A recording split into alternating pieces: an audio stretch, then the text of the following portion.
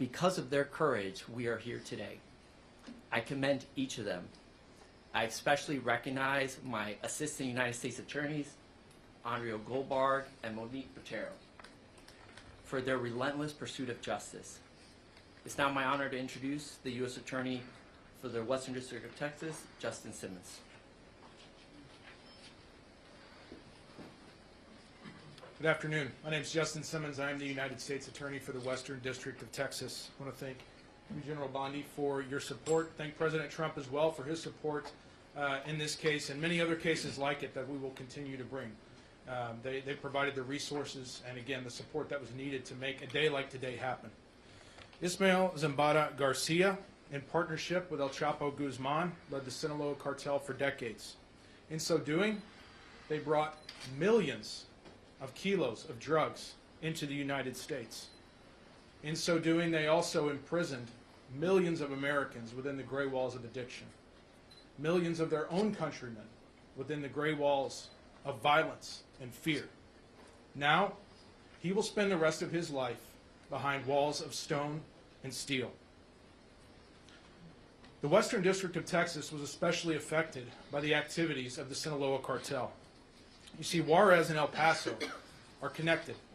Thousands of people every day cross through the various points of entries that connect the two cities and the two countries. Thousands used to cross illegally every day between the two countries. That's not happening so much anymore. Juarez affects El Paso. And so in 2008, when the Sinaloa cartel started fighting with the Juarez cartel to take control of that area, 10,000 people were killed on the Mexican side.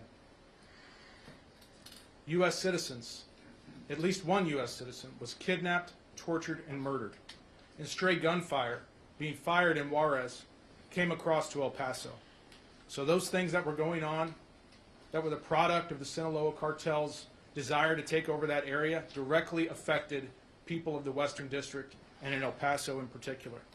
So in April 2012, AUSAs in El Paso brought charges against El Mayo, Chapo, and 22 other members of the Sinaloa cartel. I want to take a moment to personally thank AUSA Tony Franco and AUSA Kyle Myers for their work on this case. One of those charges that he pled guilty to today was part of that indictment, part of that 2012 indictment.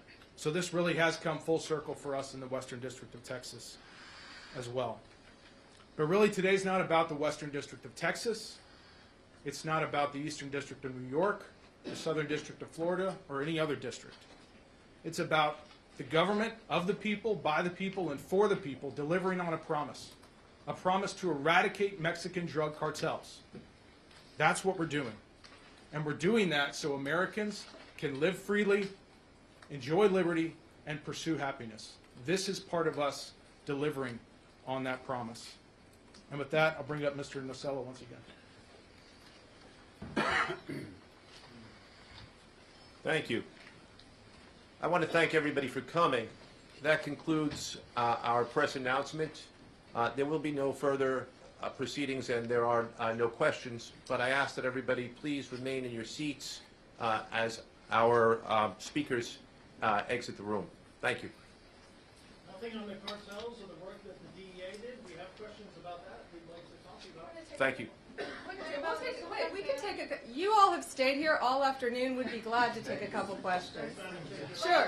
Wait, let me get him in the back of the room first. Go ahead. Thank you so much. So on that point, I know as you wrap up these cartel leaders, I took like 4 questions. you're focused on, as well presumably, the cash and assets that comes up with that. Here in New York City, the DA for years has uncovered people buying luxury goods, shipping them to China, then the money comes back to Mexico. Where do those efforts stand today as far as following the money and really kind of grabbing more of the people that facilitate this? Yeah, if you couldn't hear, you asked about following the money. Following the money is always part of any of these criminal cases. That's how we're able to track and find them. I mean, this guy El Mayo was living like a king, and now he's living like a criminal for the rest of his life. He was living in a palace, and now he's going to be in a prison.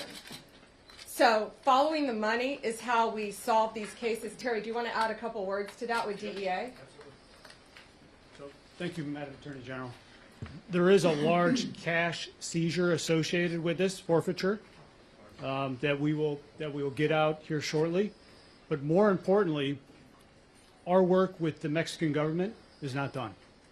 Similar to what we did with RCQ that we brought to the United States, there are proceedings happening as we speak.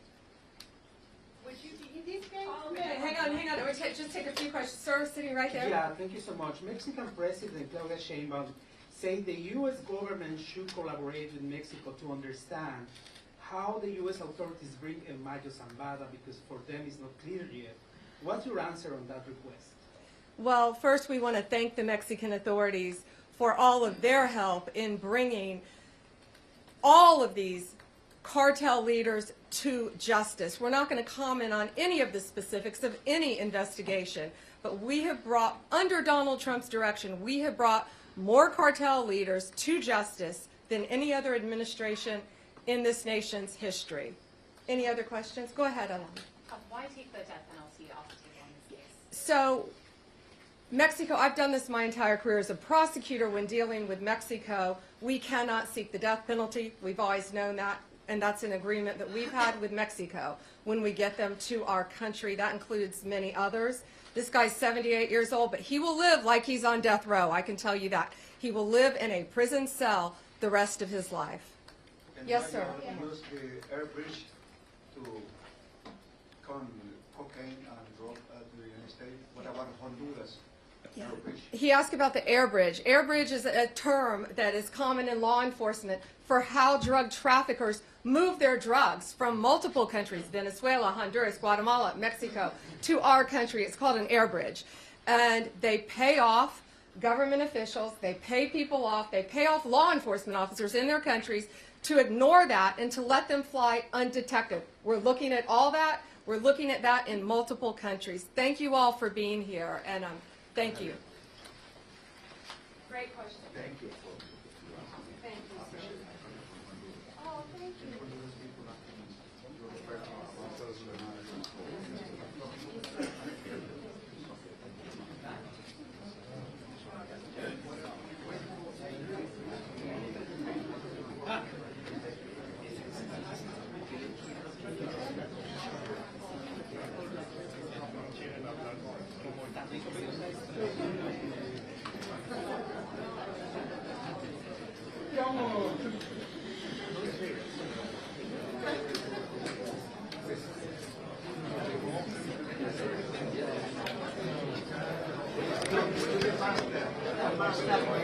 Master.